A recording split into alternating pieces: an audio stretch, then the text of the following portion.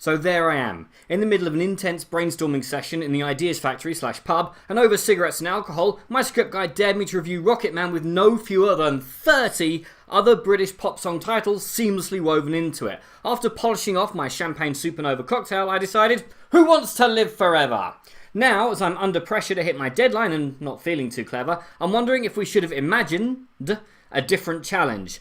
Anyway, Rocketman tells the story of Elton John, played not by Michael Caine but by Taron Egerton, who does all his own singing, and that boy has some lungs. He gives an amazing performance as the lead role, telling us the story using the tried and true method of the flashback, in the context of crashing an AA meeting and proceeding to tell us what happened yesterday when he lived in our house with his killer queen of a mother, Bryce Dallas Howard, operating under seemingly the sole instruction to make Dolores Umbridge look human. His father figure leaves pretty early on, and Elton sets off to become a music superstar. Wonderwall. Director Dexter Fletcher, who finished off Bohemian Rhapsody, that one doesn't count by the way, after issues with the film's original director, has really reached for the stars with this one. I was reminded a lot of the Blues Brothers, aka the greatest musical ever made, as random groups of people start breaking out to choreograph song and dance routines all over the show. But at the same time, this film feels like it has something of the theatre about it. Like, you have the big song and dance number, then Elton narrates a bit whilst the curtain is closed and they change the set dressing around. It's not a complaint as such, but if this turns up in the West End in a few years, it only takes a minute to remember that I called it. Anyway, the film's got the usual issues in that I have no idea how much of Elton's. Yes, I'm perfectly aware that his real name is Reginald Kenneth Dwight, but everyone knows him as Elton John. It's a similar deal with Maurice Joseph Micklewhite and Stanley Martin Lieber. But back to Space Oddity, and we find that whilst Taron is great in the role, the film is very nearly stolen by I Wish I Was James Bond, Richard Madden, who plays the slimiest, most toxic character outside of a pantomime, and very nearly steals the show with his one-liners and charm.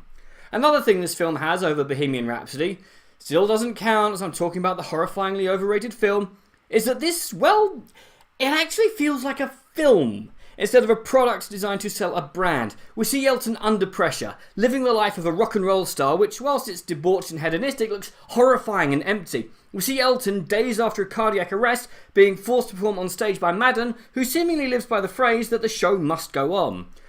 I would have liked a plot thread about how if Elton's habit of taking his wee wee cc ya ya da da out of his baggy trousers for the right guy, as opposed to fat bottom girls, to have been explored a bit more. It's brought up, implied that it could end his career if it anyhow anywhere ever reaches the light of day. I mean, I know that sacrifice has to be made to fit years of a human life into a 2-hour film, but it just seems a bit of a waste. His ill-advised straight marriages is also something that I would like to have seen explored in greater detail. However, during the film, you barely notice as we zip through golden years and see Elton's life as a fantasy flashback.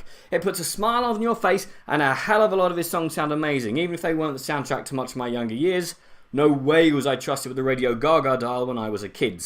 At the end of the day, Rocketman is arguably the best music biopic I've seen since Ray. And I was so grateful that they went down the musical fantasy route rather than just telling the story straight. See, I can do puns as well. The supporting cast are all they need to be, and I did like the film's habit of just having Elton wake up after rolling in the deep for who knows how long, to not only show us how near to the sun the Rocketman flew, but also as a pretty cool way to show us that we're a little further down the road. Bohemian Rhapsody. This one counts. All in, this is a fascinating, funny, thought-provoking look at one of the greatest artists of all time, and it's the first major studio film to depict a male gay sex scene on screen. Now, it's true that Brokeback Mountain and Call Me By Your Name also depicted gay sex scenes, but these were released by smaller boutique studio offshoots, and therefore don't count as they were seen by Baba O'Reilly and maybe 3 other people. There's also another point against Bohemian Rhapsody, which didn't show the same-sex lovemaking in such detail, despite the sexuality of the protagonist, old-fashioned lover boy Freddie Mercury. Look for it in the top half of my top 10 at the end of this year. I'm off to lie down and plot revenge on whoever's stupid idea this was, at the same time as resuming my vigil for a film version of the madness musical Our House. I definitely think you should drop everything, see it now, and how many song titles did you spot in this review? Comment below, let me know. I'm Daniel, it's been a dunking. If you've enjoyed this video, please like, share and subscribe.